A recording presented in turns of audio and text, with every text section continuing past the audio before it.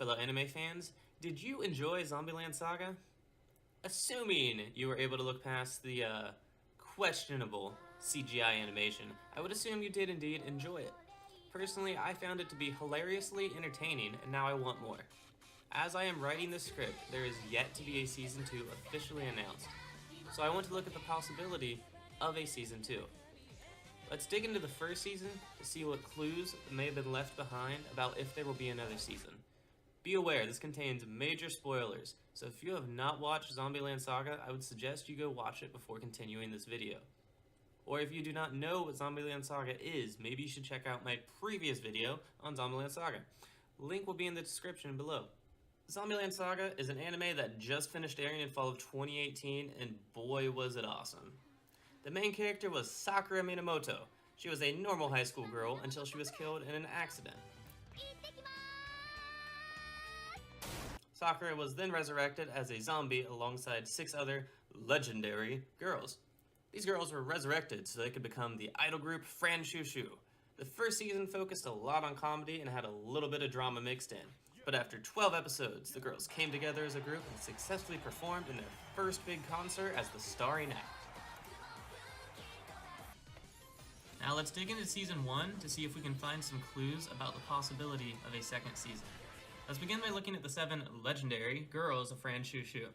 The first season gave us a brief backstory on zombie number 1 Sakura, number 2 Saki, number 3 Ai, number 4 Junko, and number 6 Lily. If you are paying attention, you will notice that leaves out number 5 Yurigiri and number 0 Tei Yamada.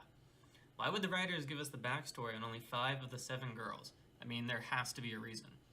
If we look into what we know about Yurigiri, we see she has a strong pride in her past, as she was an oidan. I apologize if I butchered that pronunciation, but let's sidetrack for a second. In case you are like me and do not know what an oidan is, allow me to enlighten you.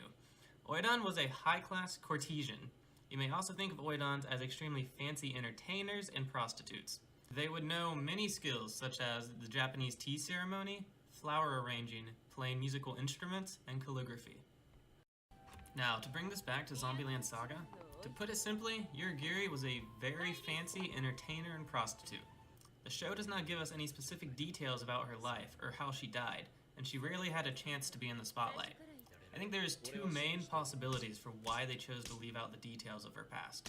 The first reason being that Zombieland Saga has a light-hearted, go-happy, silly feel to it most of the time, and going into the backstory of someone in her line of work could compromise the tone of the show. And honestly, if this is the reason why, I completely understand and respect that decision on the writer's part.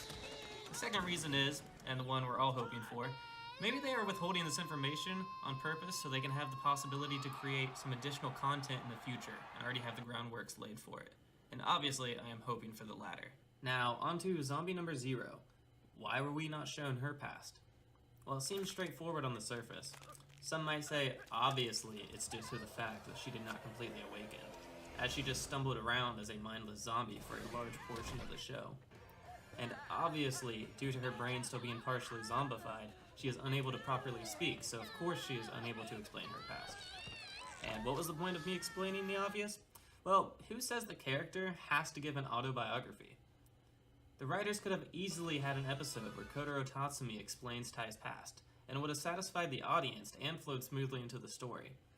Which leads me to think this information was purposely withheld for the intent of creating content for the future. And if that's not the case, then the writers just enjoy torturing their fans. Realistically, the information I have put forth to this point could at best only create maybe another 2 episodes. So if I want to make an argument that another season is destined to come across the horizon, I'm going to need to find a clue with a little more meat on it. To find that, we just need to look at the real star of the show, Kotaro Tatsumi. This guy is the mysteriously charming, obnoxious, idol-producing necromancer I didn't know I needed in my life.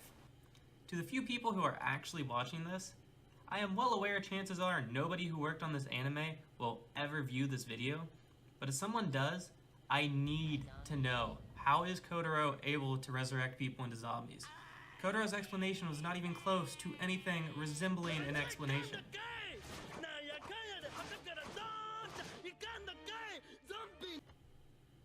How did he gain this ability? Did he research, experiment, and study? Or maybe he was taught by some great necromancer? The only thing we know is why he resurrected the 7 legendary girls. Kotaro resurrected all these girls to form an idol group so Sakura's dream of being an idol could come true. We only got a very brief glimpse of Kotaro's past, but we know Kotaro went to high school with Sakura. Side note, this is likely the reason why Kotaro wears shades literally all the time. It helps to keep his identity a secret. But this opens up so many more questions. Why does Kotaro try so hard for Sakura's sake? Maybe Kotaro loved her, and the heartbreak of losing her was too much to bear. Did he make her a promise while she was still alive and he was never given the chance to fulfill that promise? Maybe Kotaro was driving the vehicle that killed Sakura, and it's because of the tremendous amount of guilt he felt that he was driven to study necromancy in order to give her another chance of happiness through life as an idol. There's too many different possibilities and unanswered questions. How can he resurrect people? What is his feelings towards Sakura? How is he strong enough to kick down a barricaded door?